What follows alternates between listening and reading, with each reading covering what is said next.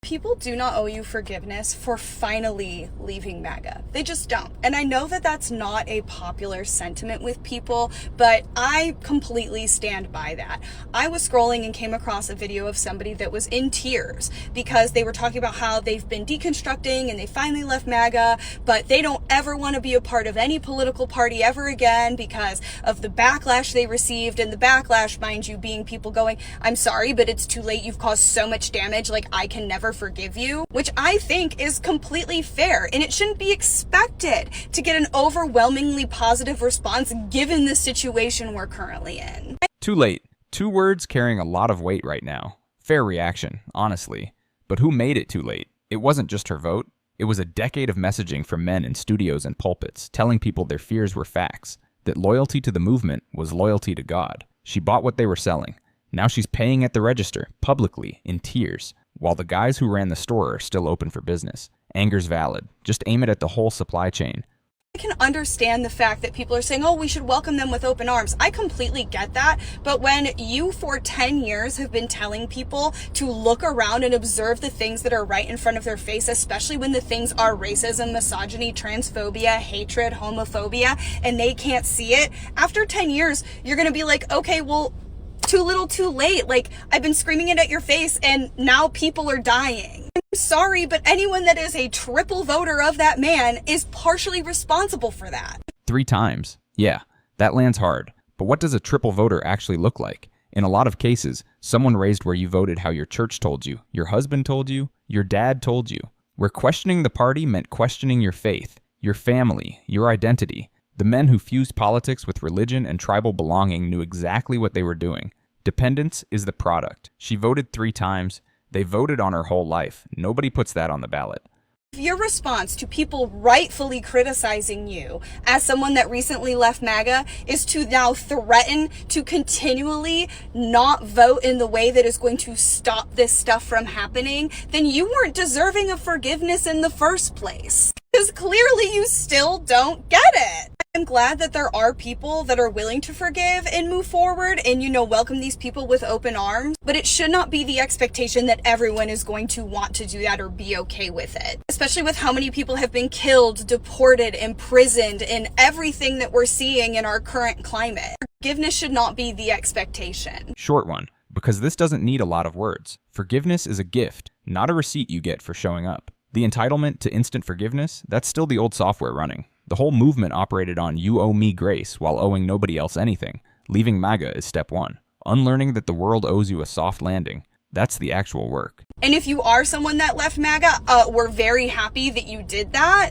I hope you continue to deconstruct and teach the people around you. You also have to accept the criticism and the fact that you have harmed hundreds of thousands of millions of people. And people are going to hold you accountable for that. Does that suck? Yes, but that's part of the deconstructing. I thought it would be easier the more I talked about. This is going to be one of those two things can be true moments. Because to an extent, I agree, we should be welcoming people into the movement with open arms. And some people are going to give you that. But if you can't sit with the discomfort of not everyone being able to give you that, then you are still victimizing yourself and you have not fully unpacked. Still victimizing yourself. That's not a call-out. That's a diagnosis. Here's why it's hard to shake. The victimhood muscle in MAGA spaces gets worked out daily. They're coming for your guns, your kids, your culture. You are the persecuted one. That's not accidental. A person who feels perpetually under threat is easy to mobilize, easy to keep paying. The fear is the product. So when she leaves and her first move is still, "Why is everyone so mean to me?" That's not a character flaw. That's a trained reflex. One the guys who trained it will never acknowledge, never apologize for. She has to unlearn it herself, without a map, without credit. Yes, it's going to take time to fully deconstruct. It's going to take time, and there should be a little bit of grace. But also, two things can be true. And the harm that you have done and perpetuated, people are allowed to be angry with you and not forgive you. Because at the end of the day, you didn't have empathy for people that were hurting when everybody was saying it, when it was blatant and in your face, the racism, the transphobia, the harm that it was causing. So while we're glad to have you on board, you got a lot of work to do, sister, because all this video looks like is you still playing the victim. And this isn't to say don't share your vulnerabilities, but it's more of like, you need to take accountability. You harmed people. Your vote, not just your vote. I'm sure there was plenty of discourse leading up to that vote, conversations, social media posts, things that actively harmed people. People are dying because of this administration. So your tears, because people are hurting your feelings by not forgiving you, in comparison, buck up. Buck up. I mean, yeah. And the irony? Buck up is the exact phrase the MAGA world threw at every marginalized group asking to be seen. Stop being so sensitive. Toughen up. Real Americans don't cry about politics. Now the shoe's on the other foot. And it fits weird. Not saying it without compassion. But the scale matters. People's lives versus people's feelings in the comments. Those are not the same weight. They don't go on the same scale. Buck up. Do the work. Quietly. That's the assignment. And you said that the hate on the left is equivalent to the hate on the right. I'm going to stop you there. Yes, there are some keyboard warriors who take things too far, who might get a little pissy, but they are not actively working toward the harm of communities. They are seeking accountability and justice, not active harm. It's like the paradox of intolerance, right? So if we tolerate fascism, then that creates a society that enables harm. But if you stamp out fascism, there's this like, oh, well, I thought you were so tolerant. The left was supposed to be so tolerant. No, we are not tolerant of fascists because that allows perpetual harm in our society. You have to like nip that in the bud, pull it out at the root because it's a cancer. The paradox of tolerance on a reaction video in 2026. Didn't expect it. Genuinely respect it. This is the argument the Pipeline Bros will never engage with honestly, because it destroys their entire bit. I thought the left was so tolerant. It's a rhetorical trap that works on people never taught to think structurally. Tolerating intolerance doesn't make you open-minded. It makes you a host. They weaponized tolerance as a shield for the exact behavior tolerance is supposed to protect against. She figured it out. Most of the architects never will, because they were never confused in the first place.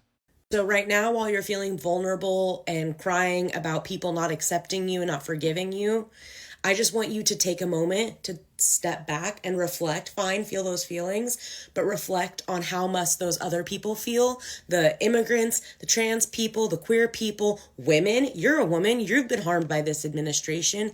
It hurts.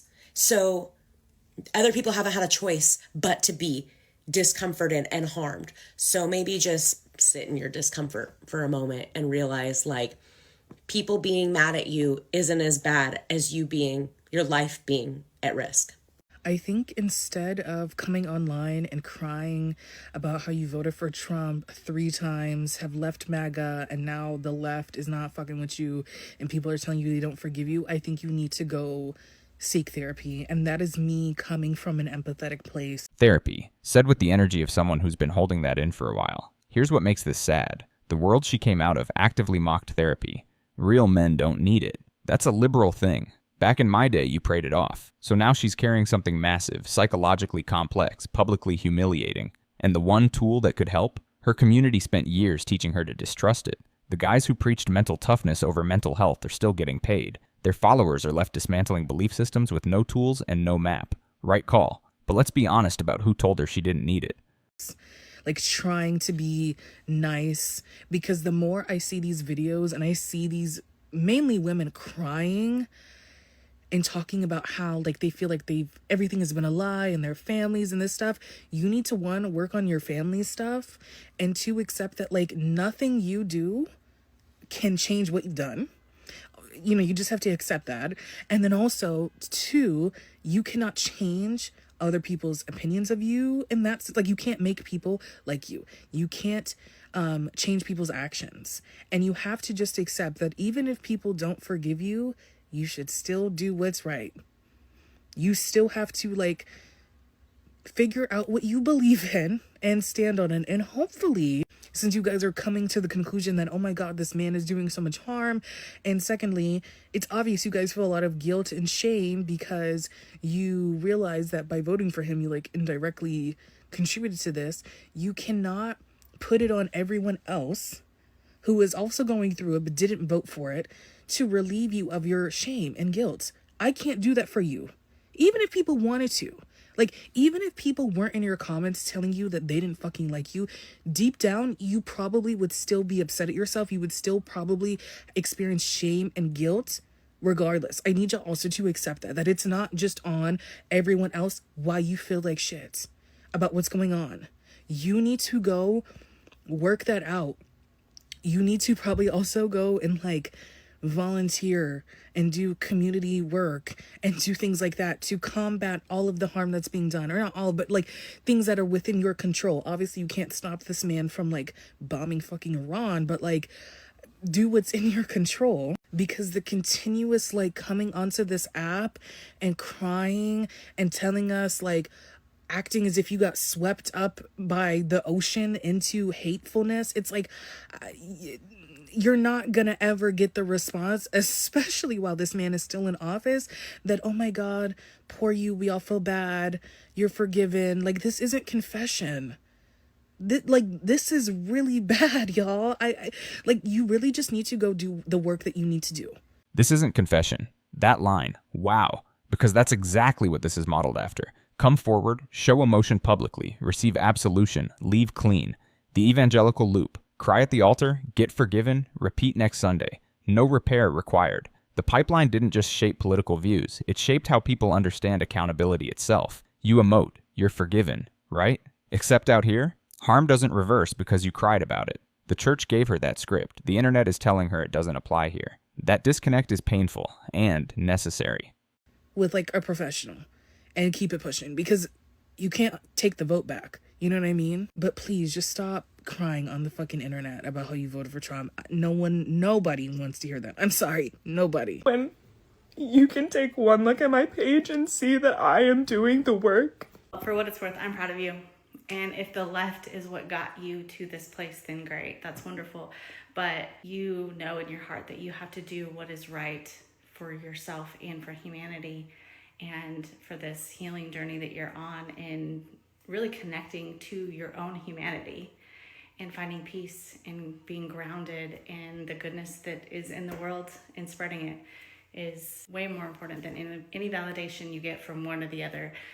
You make amends by bringing light into the world, by volunteering, by helping, by speaking up, by whatever it is that is right for you and how you make a difference in this world. And other people's bitterness and hate is really on them. And some people have righteous anger, and those people get to be mad at you. It's fair for them to be mad at you. Part of healing and part of growing, when we have done something that caused harm to someone else in a way that doesn't feel direct, is hard. But it is important that you hold space for those people and recognize it's okay for them to be angry. It's okay for them to be angry with you. It's okay for them not to forgive you. But that doesn't change the fact that you are on a better, more human path. And I'm proud of you for that. I'm aware that my tears cause more harm to the people that I have already harmed. I didn't know that that was a thing until it was lovingly put in front of me, and sometimes not so lovingly put in front of me. But the thing is I'm appreciative that it was made aware to me, because when would I have possibly learned about decentering myself? Months from now? This is why I am sharing my journey online. I am welcoming every single mistake that I make because I want to learn and be better. Again, I can't imagine when I would have had someone tell me, be like, hey, you're kind of, you're centering yourself here. You need to decenter yourself. I had never seen anyone comment that on my videos before. And honestly, I don't know if I would have received it well back then. And so I'm glad that I received it when I did, because you're right. This is where I'm at in my journey where I need to decenter myself. I do not need to cry like that anymore. Right here, this is the actual shift. Not I left the movement, not I feel bad. This, I need to decenter myself. That's a fundamentally different operating system. The entire MAGA identity runs on centering yourself. Your taxes, your culture, your feelings, your America. Empathy requires stepping outside that, holding space for experiences you'll never personally have. That is hard to learn when everything around you for decades rewarded the opposite. She's learning it in public, imperfectly, under fire. The architects of that old worldview, still centering themselves, loudly, profitably. She's ahead of them, whatever the comment section says. Sure, there are things that will cause me to be emotional, but I do not need to cry and show shame for the harm that I have caused, because when I do that, it causes further harm. I'm aware to that now. I did not know that. And again, this is why I'm sharing online, because I want to deconstruct at warp speed. I believe time is of the essence. I do not believe we have the luxury for some people to deconstruct over a decade, over their entire lives. I will be deconstructing my entire life. However, learning about things like decentering yourself, I'm appreciative that I learned now, because I need to be able to do that. 3 months ago, I probably would not have been able to hear that. However, I believe everything happens for a reason. And so I'm glad that I made the video that I did. Is it being spread like wildfire? Can I not even keep up with the comments and the stitching videos and all of that? No, I really can't. I'm in the middle of a move right now, and again, you just never know what's gonna hit. And in my mind, I still have a small social media following online. 3 months ago, I had under 1,000 followers on TikTok, and a month ago, I had less than 6,000 followers on Instagram. This has been an adjustment for me, and I'm learning, and I'm committing to being better. I hear you, and I do not want to cause further harm, and this is why I feel like this video is important, so people can see where I'm at, and that I have been doing the work and understand this, but this is a lifelong process for me. I'm going to have to learn how to be a better person every single day. But that's more than I can say that I was doing before. Every day I'm waking up and I'm being a better person. And I'm really appreciative of that.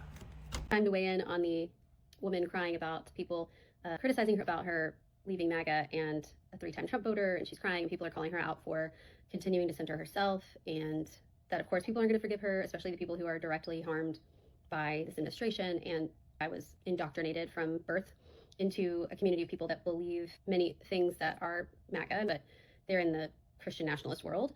I feel like I would like to make a couple comments about this.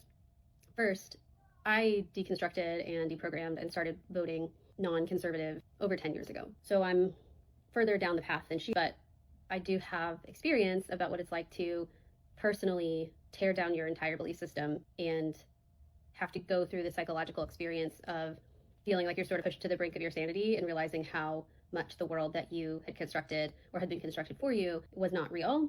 And psychologically, it's brutal. If you read about people coming out of cults, it is not an easy task, which is oftentimes why people don't do it, because the disruption that it would cause to that internal schema and sense of self is so big that the brain actually prevents it from happening. Now, this is not an excuse for continuing to participate in things that harm people. The piece of nuance I'd like to lend to this conversation is that something I've had to learn is that it's really about your audience. Two things can be true at once. It is true that it is a deeply psychologically distressing experience that she's having right now. As a human being, she is worthy of people to hold space for her in that and to provide compassion and support and help in that process. And that group of people doesn't need to be the people you have directly most harmed through your actions and who have already been doing so much emotional labor for centuries that you have not had to do, right? And in fact, with restorative justice, what we know is that is what actually prevents cycles of harm, is the perpetrator being able to receive and experience healing. And the victims of that perpetration should not be the ones providing the healing space. So on a public platform like this, you're going to get people that are from all over the spectrum in regards to their capacity to hold your grief and distress, their desire to hold your grief and distress. That's on you to go find people who are the right people to do that work with you.